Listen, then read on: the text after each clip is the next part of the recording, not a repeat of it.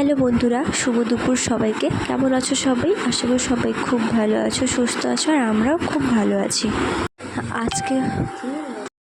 আজকে হচ্ছে আমার মেয়ের জন্মদিন। ওর আজকে 1 বছর পূর্ণ হলো। তো ওর জন্মদিন উপলক্ষে খুবই ছোটোখাটো একটা আয়োজন করা হয়েছিল। আর ও তো এখন খুবই ছোট, সবেমাত্র 1 বছর পূরণ হলো। ও তো এখনও এইসব খুব একটা কিছু বোঝে না।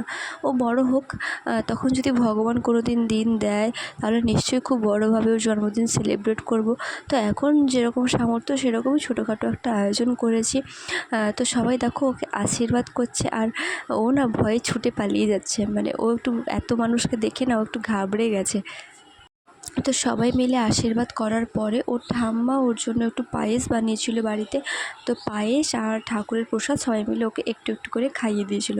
আর তারপরে এসেছিলো এদিকে কেক কাটার জন্য।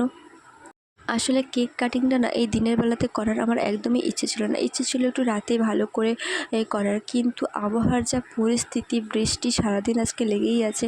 তো কে আসতে পারবে কে আসতে পারবে না। এমনিতে খুব বেশি বড় তো আয়োজন নয়, ছোটোখাটো মানে কিছু মানুষজনকে নিয়ে আয়োজন।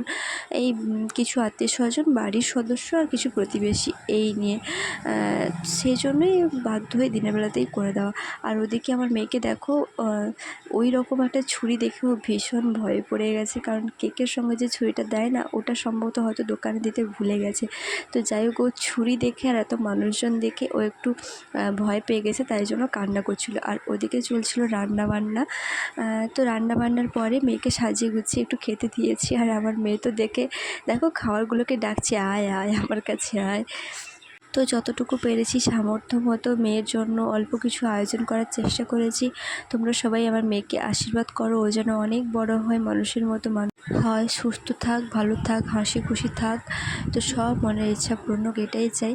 তো ভিডিওটা তোমাদের কেমন লাগলো অবশ্যই কমেন্টে জানিও।